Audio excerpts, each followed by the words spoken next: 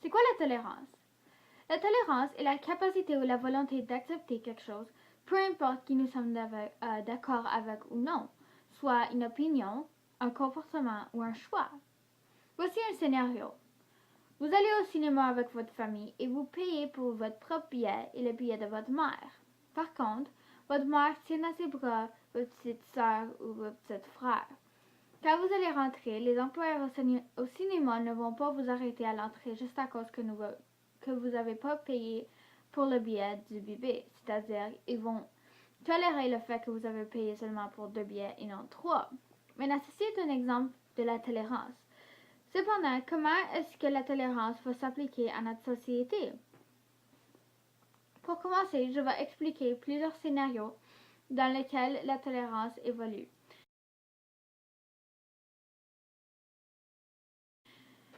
Pendant les temps de la Deuxième Guerre mondiale et même avant les temps, les femmes n'avaient pas beaucoup de privilèges.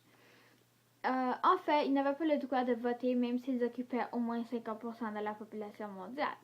Les femmes étaient vues comme des êtres humains qui étaient inférieurs ou délicats.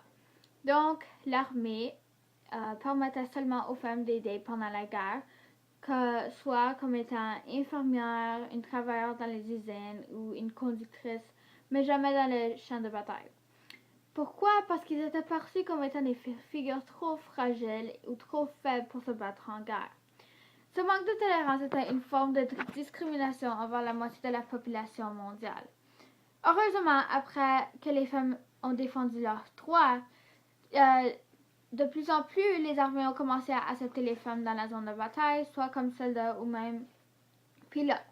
Donc, grâce à la tolérance, les femmes ont maintenant le droit d'aider leur communauté par un emploi qui appartenait seulement aux hommes dans le passé. Par exemple, un pompier, un policier ou même un soldat dans l'armée. Ceci est un exemple d'une bonne situation où la tolérance a fait du bien dans la société. Cependant, ce n'est pas toujours le cas. Voici un deuxième scénario. Maintenant, vous l'avez déjà sûrement entendu, mais c'est une réalité dans la vie. N'importe où dans le monde, nous le voyons toujours. Au moins une fois dans notre vie, nous avons été témoins d'une situation où une personne se fait intimider, soit physiquement ou verbalement.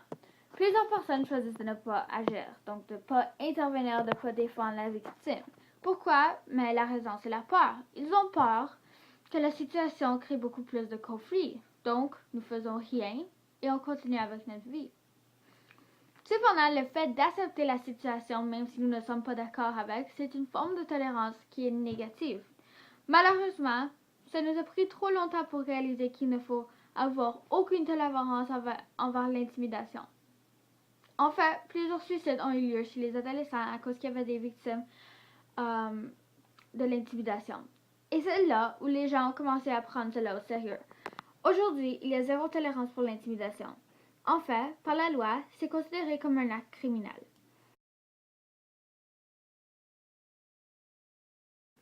Pour mon troisième scénario, c'est à propos de la tolérance au Canada.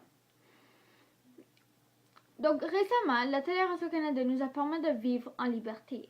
Ici au Canada, nous acceptons des personnes de partout autour du monde pour venir vivre dans notre communauté.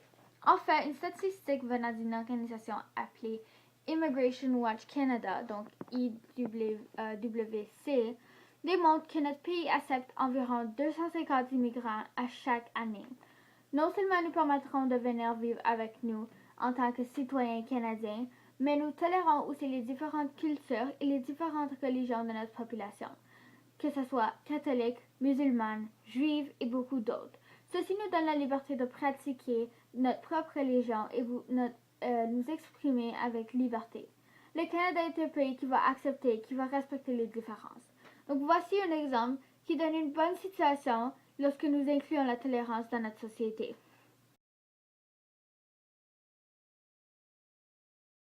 En conclusion, la tolérance peut contribuer au bien de notre société, mais en même temps, elle peut aussi être un danger. Dans la première situation, nous avons vu les bons impacts qui ont venu avec la tolérance, mais dans la deuxième situation, c'était tout à fait le contraire. La tolérance peut soit être mauvaise ou bonne, dépendamment de la situation. Il est important de savoir que tout est bon en modération. Donc, trop d'une chose peut être également dommageable que pas assez. C'est-à-dire, pas assez de tolérance va causer des conflits, mais ça cause juste autant de problèmes que si on est trop tolérant envers une chose. Merci pour écouter à ma présentation.